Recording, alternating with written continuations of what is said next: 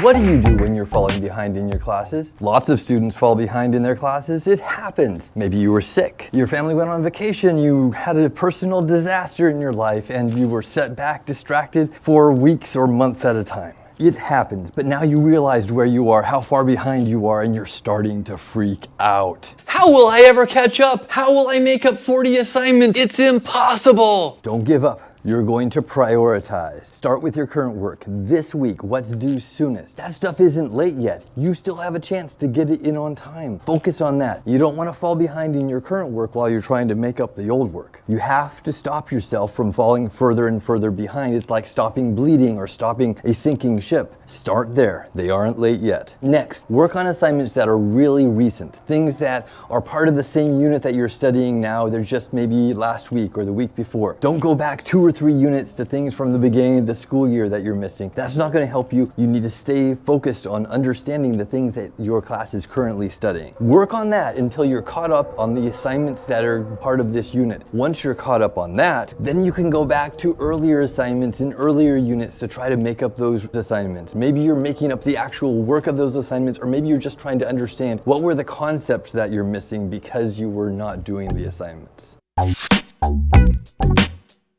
Will it make a difference in your grade? Is it really just too late? That's when you need to ask your teacher. Talk to your teacher in person or on an email or some other type of message. You want to find out from them. They're the ones who can give you the best guidance and best priority of how to work on things. If it's the last week of the term, maybe they're going to say, don't do that assignment, but focus on this, or they have an alternate assignment. You need to communicate when you get to that point. If it turns out that you are so far gone that you can't possibly catch up in class, you've got 3 million assignments and there's 2 weeks left in the semester and you just can't do it, then you take a different approach. You set up a different priority. Your priority is to start acting like a student. As teachers, we measure success in different ways. We measure how many assignments you turned in. We measure your comprehension. How well did you understand something? We measure your communication. How well were you able to communicate what you understood? And finally, we measure what you're able to do for us. If you are so far behind that you can't complete any of those things, then we take it back to square one. How can you behave like a student again? Are you being successful? Ask yourself this. Are you showing up to class every day? Are you showing up on time? Are you working on the assignment, following the instructions when you're expected to?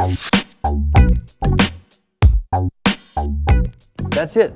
Those 3 things make it a simple start to behaving like a student. And the results will take time to translate into better grades. It may take a little while before you start seeing those results, but for yourself, you can look at those and say that you know that you are behaving like a student again, and that's on the right track. Maybe you still have an F in the class. Don't worry about that. Know that you're working toward becoming a better student and celebrate that. Celebrate, hey, I'm showing up to class more than I was before. Hey, I'm working on assignments more often than I was before. I'm asking questions more than I was before. Pat yourself on the back. That's good. That's what you want to do. Celebrate that success in building your future. Celebrate that success that is worth it for you.